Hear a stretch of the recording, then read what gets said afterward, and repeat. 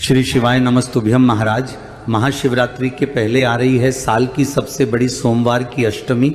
महाराज, ऐसा महासंयोग कई सालों के बाद आता है जो कि सोमवार की अष्टमी के दिन बन रहा है, क्योंकि ये सोमवार की अष्टमी महाशिवरात्रि के कुछ दिन पहले ही पड़ रही है और इस बार यह महासंयोग 9 फरवरी 2 के दिन पड़ रहा है। इसलिए इस दिन एक ऐसा उपाय आप लोग कर सकते हैं जिसको करने से आप जो चाहे आपको वो मिलेगा। आपको पैसा चाहिए, आपको नौकरी चाहिए, आपको सुख और शांति चाहिए, सब कुछ मिलेगा। महाराज, इसके अलावा महाशिवरात्रि के पहले पड़ने वाली सोमवार की अष्टमी को भगवान शिव हमसे बहुत आसानी से प्रसन्न होते हैं और हमारे सभी मनोकामनाओं को पूरी करते हैं। अब कुछ लोग सोचेंगे कि सोमवार की अष्टमी आ रही है तो इसमें क्या खास है। महाराज, साल भर में सिर्फ 2 से 3 ही सोमवार की अष्टमी पड़ती है और ये वह दिन होता है जब भगवान शिव और पार्वती जी का मिलन होता है।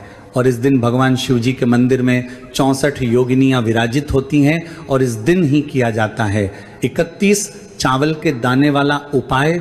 इसलिए मौका अपने हाथ से मत जाने देना, क्योंकि 31 चावल के दाने वाले उपाय को करने से आपकी कोई भी मनोकामना हो जो कि बहुत लंबे समय से पूरी न हुई हो, अगर आप यह उपाय कर लेते हैं आपकी मनोकामना 1 महीने के अंदर ही पूरी हो जाएगी।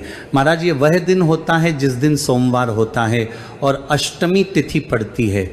इन 2 बड़े महासंयोग के मिलन के बीच में सोमवार की अष्टमी होती है।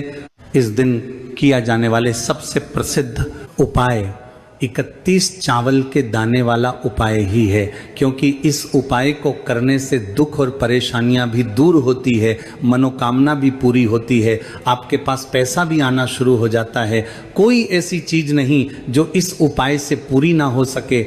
इसलिए आपके जीवन में भले कुछ भी चल रहा हो, आप उन सब चीज़ों को ठीक करने के लिए एक बार सोमवार की अष्टमी के दिन ये उपाय जरूर करके देखें। महाराज, इस उपाय को वैसे घर की बड़ी माता बहनों को करना चाहिए, अपनी किसी मनोकामना के लिए, अपने घर की सुख और शांति के लिए। अगर कोई और अपने किसी पर्सनल मनोकामना या परेशानी के लिए भी उपाय करना चाहे तो वह कर सकता है। ये उपाय मुख्य रूप से सोमवार की अष्टमी के दिन सुबह के समय किया जाता है।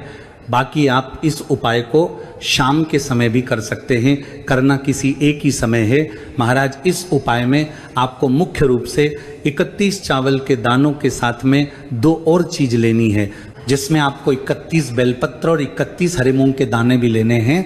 महाराज, सबसे पहले 31 चावल को लेते समय आपको इस बात का ध्यान रखना है कि चावल कोई भी टूटा हुआ ना हो, बिल्कुल सबूत 31 दाने होने चाहिए। इसके बाद 31 बेलपत्र भी कटी फटी ना हो, बिल्कुल अच्छी वाली हो।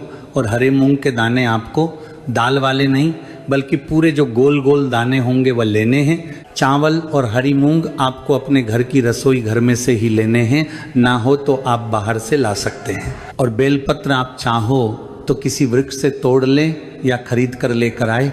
अब सोमवार की अष्टमी के दिन आपको ये तीनों ही सामग्री को तैयार करके अपने साथ में 1 लोटा जल भरकर शिवजी के मंदिर जाना है जो आपके घर के पास में हो।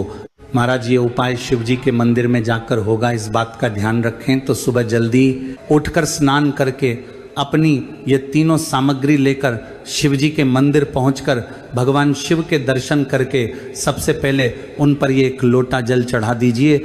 इसके अलावा जो भी आप पूजा अर्चना करना चाहते हैं वह भी कर सकते हैं।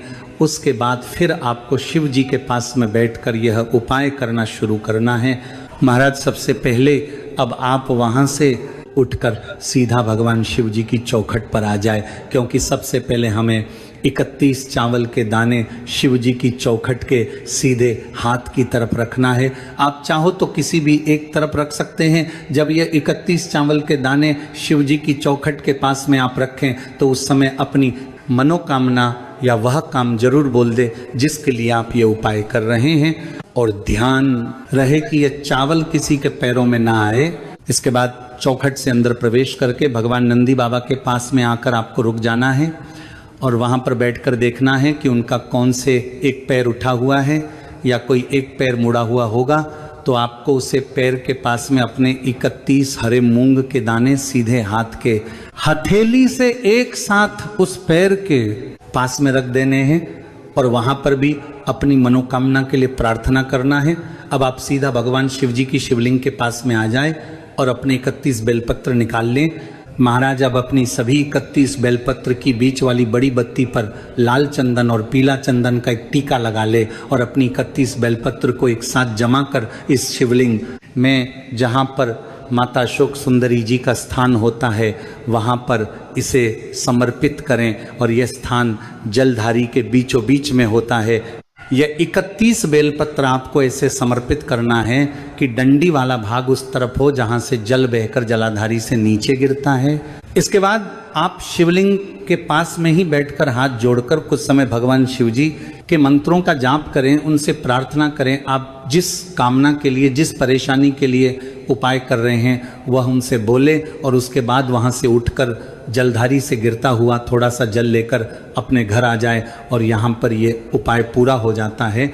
महाराज, अगर आप इस उपाय को शाम के समय कर रहे हैं तो आप एक गोल बत्ती का शुद्ध देसी गाय की घी का दीपक जरूर लेकर जाएं और दीपक जलाकर ही जैसे हमने आपको उपाय बताया है वैसे करें। महाराज, याद रहे कि यह मौका अब कई महीनों के बाद आएगा, इसलिए इस मौके को अपने हाथ से न जाने दें।